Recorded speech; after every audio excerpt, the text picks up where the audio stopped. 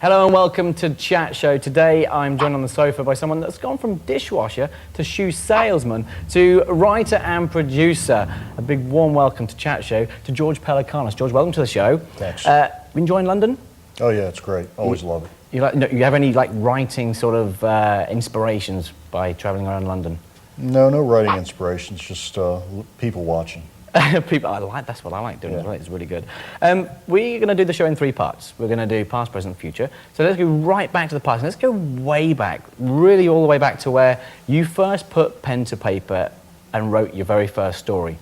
Where, when, what age, and what was it about? Very first story, I was, 11 years old. Wrote a war novel, and based on my experiences in war, Yeah. And that novel was lost, but the reviews are still there. I wrote them myself, and I do have that sheet of reviews that I wrote. And it was 20-year gap between the time that I wrote that and I actually wrote anything again, and it was my first novel at 31. Seriously, so you literally wrote a story at 11 years old, and then did nothing for 20 years? Well, I didn't do nothing, but I did nothing any good, you know? Yeah, but I mean his writing, you didn't write any more stories or anything like that. Where did that story come from? Where, especially from an 11-year-old kid's point of view, a war novel? Probably the movies. You know, I was real heavily influenced by the movies, especially in the 60s when I was a little boy. Movies like Magnificent Seven, Great Escape, Dirty Dozen, The Wild Bunch. And that was what was driving me at the time. So a big influence from what you were watching on TV influenced you in the way you thought with your writing? Yeah, absolutely. Now, does it scare you where the thoughts and the ideas come from? Because when I look, when I say I've watched a film, whether it's a Stephen King film or even The Matrix, the basic fact is someone had to sit down and come up with that whole story, come up with that whole idea, and that's kind of a bit screwy, don't you think? Coming up with an idea about The Matrix or something like that. Doesn't that worry you where your stories come from? Not really. My stories come out of reality. I could not write a Matrix or a Star Wars or anything like that. It has to be something that I can, drive down into the neighborhoods, walk around, talk to people, feel the dirt, breathe the air, all that stuff. I just don't have that type of imagination. So it comes from either my experience or just hard street research, Really, how long would you say it would take you to complete the book to your satisfaction? It's about 5 months. 5 months? Yeah. Wow, that's an intense amount of time. Well, I should say, just for the people that are watching, it's actually an intense work period because I'm working 7 days a week and night and day. So it sounds like it's a short period of time, but it's real compressed and going hard at it, not doing anything else. So you must have pen and paper beside your bed in case middle of the night you wake up and think, that's got to be the ending, or that's got to be that part of that chapter or something. No. You don't? No. See, now I have a piece of pen and paper beside my bed just in case I remember something I need to do. My to-do list is by my bed. Right. Because otherwise, if I don't write it down, I can't sleep. You don't have that thought in the middle of the night thinking, that could be a great part of the story. No, I'm dreaming in the middle of the night. Really? See, there's 2 differences there. You've written now 12 novels, and in and around Washington, D.C. Now, I know you were born there. Is that one of the main reasons you decided to write about Washington, D.C.? Yeah, my parents grew up there as well, and when I started, there was no D.C. literature, and by that I mean there was always a traditional D.C. literature about political thrillers, some general gone wrong in the Pentagon with his finger on the red button, all those books. There were no books about the people of D.C., and I'm talking about the other side of the city, the working class city, not the federal city. And I wanted to write about it because there was a big hole there. And even after, actually this is my 13th novel, it just came out. Even after 13 novels, I feel like I'm not done yet. There's so much to write about. And I'm going to continue to do that. So if you were to walk around, say, the inner city and that, and you would literally see something thinking, I've got to write about that. That sort of thing, like you would see maybe, I don't know, it can be a small crime going on or something like that. Would that inspire you to think up another story and then look more into that? Occasionally, those are more for details, but where I get my ideas many times are out of the newspapers or or something I hear on the radio in terms of a radio show. And it's got to be something that gets me fired up, gets me a little bit angry. Yeah. With the case of this book, it was just hearing about prisoners tell about their lives. People would come out of prison. They were on the radio, and I'd read some stuff in the newspaper, and it just got me started on, well, what's it really like to come back out on the street in Washington? What would your life be like? And that, to me, was enough to get started on a book. Now, of all the novels you've written, now this is the 13th novel, Drama City. We'll get to that in part 2. But of all the novels, which one would you love to see, or you think would make the best movie? Well, Right as Rain is being made into a movie. Yeah, that's apparently. yeah, I've heard that one. Yeah, Curtis Hanson is going to direct it, and it was written by David Benioff, the script, and that's the guy that wrote The 25th Hour for Spike Lee. He's a real good young writer. And I believe Sam Jackson's going to play the role. Oh wow, cool. So the role is Strange. So that looks like it's going. It's going to be a good film. I've read the script. Would that be your choice out of the 13 books? Well, I guess the one that I was really hoping that would go was King Suckerman, and that actually was on a track for a while to be made at Miramax, but it didn't happen. So that would be your choice out of all 13. I think, yeah, because I had written that. It's actually about a movie within a book. You know, all the characters are trying to see this movie at the cinema, and it had a real cinematic feel to it. It was even cut. It was edited in the novel as a movie would be edited, and it was very deliberately a blueprint for a movie. Fantastic. We're going to get onto your book in part 2, so join us in part 2 where we'll find out more about Drama City.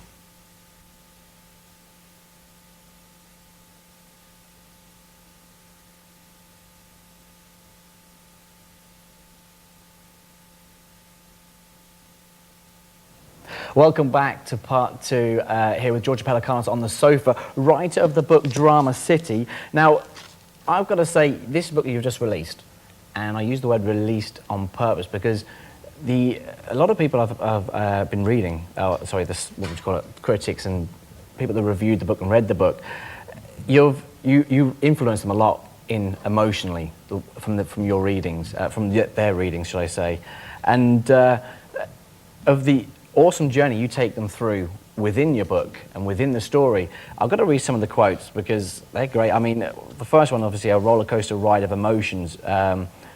Found I was holding my breath before turning the page. That just, you know what I mean, that just... You shouldn't do that. Well, no, I know, but I mean, that's a lot of reading, but I mean, these are the things you're making people feel. But my favorite, really, is we know what a street corner looks like. George shows us what it feels like. I want to know how you do that. How do you go about writing something where someone's reading, okay, I can describe this room on black and white, but how would I go about telling them how it feels and that sort of stuff? Where do you start? Well, I think it all goes to character. That's the most important thing in my books. To me, it's what I focus on. Matter of fact, I don't even outline my books. I just start writing, and I start with the characters, and I try to find them, who they are. And once I do that, the plot kicks in. But when you do that, when you go that deep into character and you get into their heads and you get into the internal monologues and so on, you very literally describe a world like that. And I'm also obsessive about details. You know, I go down to these places and it's almost photographic what I'm looking at, and I bring it back home.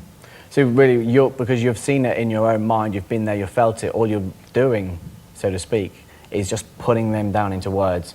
But it's the right words, because obviously people are feeling what you felt as in standing there. I'm happy that they are, yeah. I mean, basically I'm working all the time. You know, even when I'm not working, I'm working. And if I'm just driving through the city, I'm working. And it's, you know, so I'm bringing all this stuff in, and I put it out when I'm writing the book. Do you have a special place where you go when you think, I'm going to write, this is what I'm going to write about, and you lock yourself away, or you've got a writing corner or something like that? I have an office in my house. And I can't write anywhere but that office. I don't bring a laptop out on the road or anything like that, because I just can't do it. I have to be in that tunnel. Really? Which So is, you can't go and sit by a lake and just laptop on the lap and tap away or anything like that? Sorry. I know it's romantic. You hear about Starbucks and all this stuff. It just doesn't work for me. It doesn't do over latte? No, see, now I like the lattes.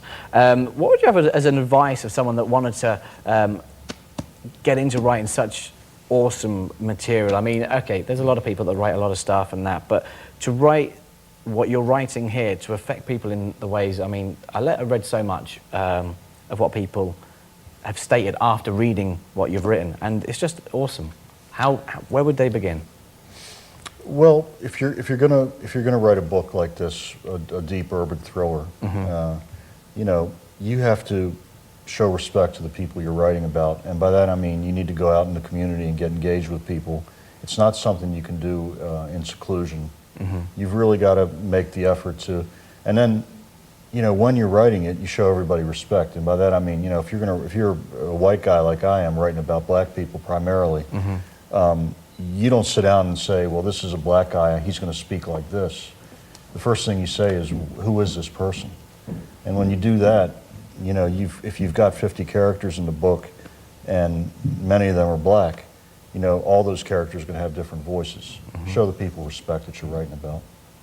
See, that's it in a nutshell. When you really need, I think it's down to research, getting amongst people, feeling everything about what you're about to write about. But when you are writing, do you ever feel that some of it is kind of what you wouldn't want to write about? Do you know what I mean? Because there's some things you would rather people not know happened. Do you know what I mean? There's a lot of, what would you call it, harsh things that go on that a lot of people don't know. Yeah. There's been some difficult things that I've written about that I certainly didn't enjoy. Anytime I write about violence against kids is very hard to do, and yet, you know, it happens. Yeah. And the only reason, you know, the way you're going to get people emotionally involved is by telling the truth, being honest, and exposing these things and not sugarcoating it. Yeah.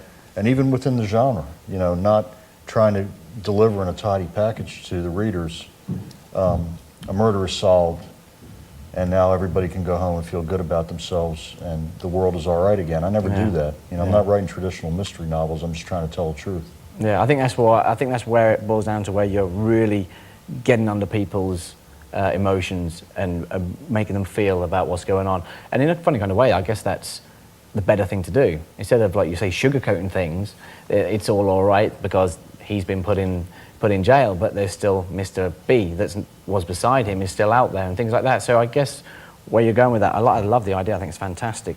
I want to know more about The Wire, a show you're producing, because obviously you're now doing a lot more than just writing, producing and everything. Right, I got involved with The Wire a few years ago when it started, and it's a drama for HBO, police, drug dealers in Baltimore. And what we try to do is you know, as I try to do in the books, is we try to humanize everybody. So you go home with the drug dealers and their families and that kind of thing, and you go home with the police and you see their problems and how they're both fighting against the organizations that kind of imprison them, the system. And the show is written novelistically in that each episode is a chapter in a book, and it's one big episode. In other words, it's not it's one big case. It's not like CSI or Law and Order where everything's solved at the end of the hour. Yeah. It just keeps going. And often, as in life, you know, the right people don't win. It's very true. We're really proud of it. The guy that created the show is the guy that did Homicide: Life on the Streets, which y'all got here. Yeah. Will we get The Wire? Is it out in the US yet? Yeah, we just finished our third season. Seriously, so Yeah. when do you reckon we'll get season 1? It's been on FX, I think, here the first season, and it's out on DVD right now.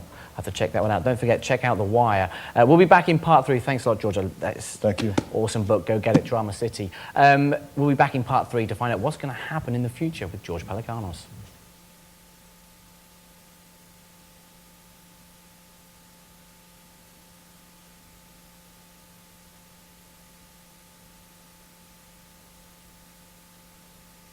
Welcome back to part 3 here on Chat Show with best-selling author George Pelicanos. Now, George, in part 3 we want to know what's going to happen in the future, but I want to touch first of all, Writer's Reign is being made into a movie, into a film. What can we expect? Because obviously for those who haven't read the book, I want to know more about what we can expect to see. It's based on a true series of events in Washington when there were several police shootings, cops shooting other cops. And they had 3 fatalities, and it was all white policemen shooting black policemen. And this was around the time that they went over from revolvers to automatics, and they were blaming it on the guns and so on, but it was usually a case where a white cop was rolling onto a scene where they saw a black guy with a gun who was out of uniform, and the guy was trying to get to his badge and say, I'm a cop, that kind of thing, and he got shot. So the book is about a incident like that, a fictionalized incident like that, and where this guy, Derek Strange, is hired by the mother of a slain black policeman to find out why her son was killed by a white cop. And Strange hooks up with the ex-cop, Terry Quinn, and they get to the bottom of the thing. And it is a conspiracy, but it's really about what they find out about themselves in terms of the racial quotient. So it's all about, obviously, a big, which is not confusion, but if they meant to do it, if they didn't mean to do it. Right, and it's kind of surprising what the reader finds out at the end. Usually it's not what you want. I mean, the type of thing that you really want is to absolve this guy and say, boy, there is no racism. We're really all the same deep down inside, which of course is and we all true. live happily ever after. Yeah, end of story. It doesn't quite work there, does it? Now, who would you want to see playing some of the parts? Can you see any names that we would know that you would love to see playing parts within that story? Steve McQueen, James Coburn. Just kidding. If we can bring him back from the dead. I think Sam Jackson's going to play Strange, so that's given. They'll probably get for Quinn. Quinn's kind of a guy who's just made the height requirement for the police department. Yep. He's got a chip on his shoulder. It's going to be a Colin Farrell, somebody like that. Somebody like that. And who, he can play like troubled and grizzled and all that stuff. I guess he'll be all right. He sure can, yeah. That's true. Now, you live in Silver Spring in Maryland, USA. Yeah. Quiet little place? Not really. It's right over the D.C. line. Steps over the D.C. line. It's part of the city. It looks like the city. But it sounds, the name I've Silver not been Spring? there, but the Silver Spring, Maryland, USA, to me pictures long roads, trees either side, nice houses, quiet, peaceful, maybe a cat on that garden, a couple of dogs there, and a couple of kids playing and just down the road. That's the picture I painted. Is that right or wrong? Well, that's kind of accurate, but then you'd also have some guys on the corner dealing a little bit, and you'd have people going to work every day. They're blue collar, most of them. They drive cabs and that kind of thing. But there's also the occasional novelist in the neighborhood, or a lawyer, and then a guy who digs ditches too. I mean, that's why I live there. It's real mixed ethnically and racially, and a lot of different classes.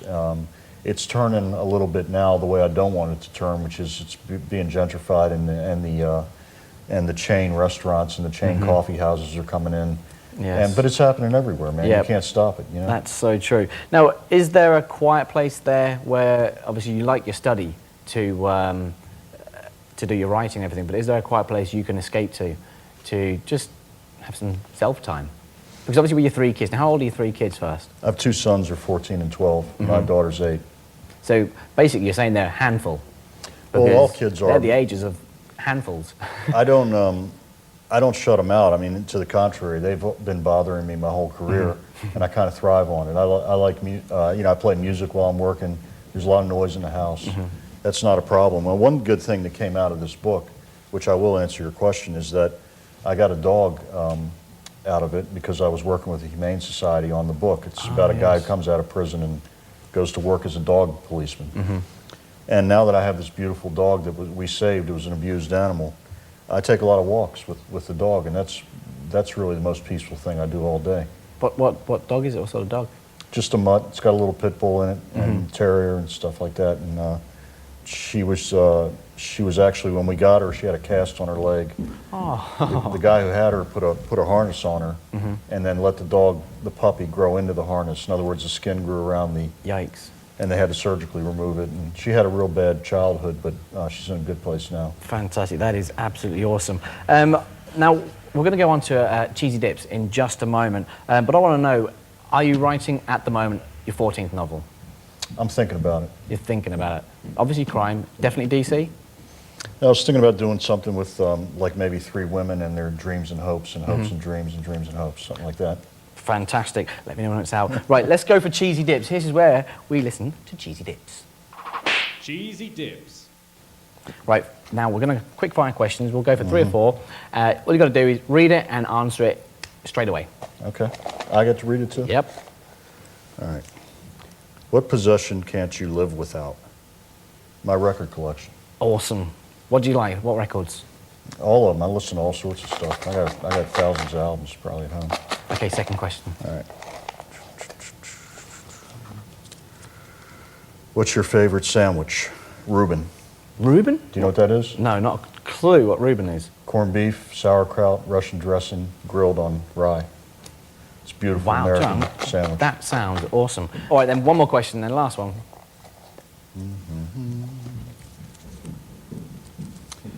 Who would you like to be stranded on a desert island with? My wife, Emily.